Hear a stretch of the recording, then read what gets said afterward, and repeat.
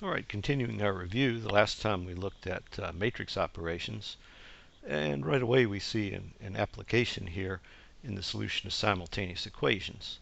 We'll start out by looking at linear equations. So we'll say that these we have an equation with three unknowns, x, y, and z. We say that that's a linear equation if each one of them only have linear terms. That is, they're not raised to an exponent, they're only multiplied by a constant. And so if we have a series of linear equations, then we can use matrix methods. And anything else, if we have, again, squared terms, trig functions, e to the x, etc., that makes it a nonlinear equation. We have to use a different technique. But a lot of things that we do in engineering do involve a series of linear equations. So, first thing we want to do is to write those equations in matrix form. So if we have n simultaneous equations and n unknowns, we're going to have a square, what we call a coefficient matrix. We call that A, n by n. X will be the matrix of unknowns. That'll be a column matrix. And C will also be a constant, also be a column matrix of the constants on the right-hand side of the equal sign. Now, you're not going to have a unique solution if you have more unknowns than you have equations. And if you have more equations than unknowns, then some of those must be redundant. So what we look for, and what most physical problems have, will be the same number of equations and unknowns. And again, that doesn't always guarantee that there will be a unique solution, but we'll show that as we go along. But in that case, the coefficient matrix, as we say, will be square. So remember this, though: if the inverse of a matrix, that coefficient matrix, exists, there's going to be a solution. And if these are linear equations, that solution is going to be unique. That is the one solution to this series of equations. If the inverse doesn't exist, that is, the determinant is equal to 0, well, either the equations are incompatible, so there may be no solution to these equations, or if at least a pair of these equations are redundant, then there are an infinite number of solutions. So again, if you can't find the inverse of the matrix, you don't really know. There may be 0 solutions, or there may be an infinite number. But if the determinant is non-zero and that inverse does exist, then there is a single solution, a unique solution. So in Excel, here's our coefficient matrix A, here's our constant matrix C, and we have to invert the A matrix and multiply by the C matrix. And you can do that with a nested series of commands here. So inside the parentheses, we're going to take the inverse of the A matrix first, and then multiply that by the C matrix. Remember to hit Control-Shift-Enter. Now, in MATLAB, the solution is very easy. You put in the A and C matrices, which are shown here. Remember that when you enter the matrices, you either put spaces or commas between the elements of within a row.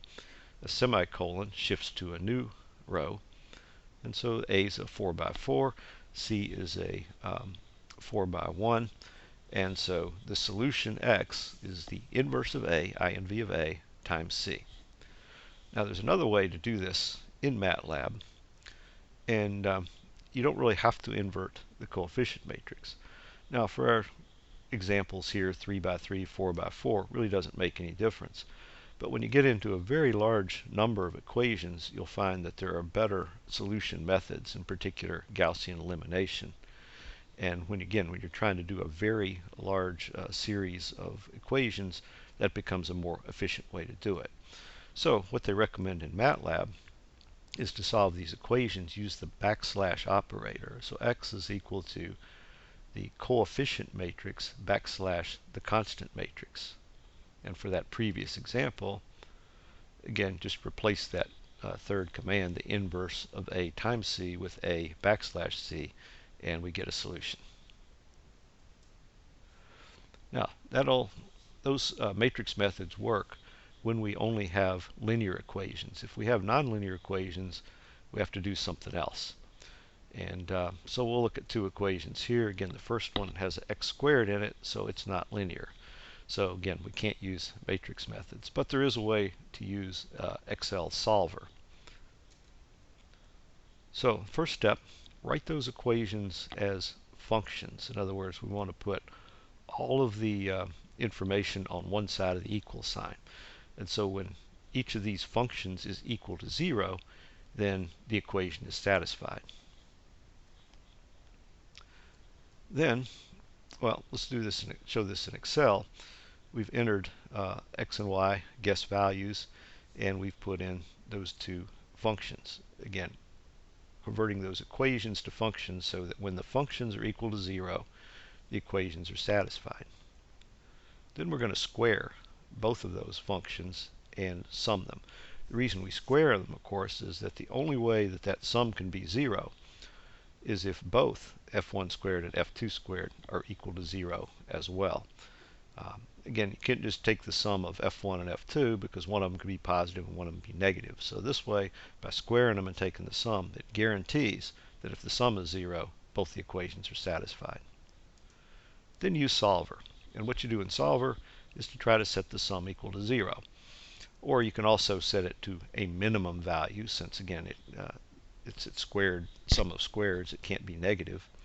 And we do that by changing the guess values, which in this case are in cells B1 and B2, and so we find a solution. Again, within our tolerance range, that sum being 10 to the minus 7 is within the tolerance range, and so we see that the exact answer to this actually is -1 and 0. But if we put in different guess values, then we find a different solution. And so we can see, because these are two pretty easy equations to graph, that there are two solutions here. The first one we found was -1 and 0, and the second one was at 1.5 and 12.5. So to summarize, solver is a great tool for finding the solution to a series of simultaneous nonlinear equations.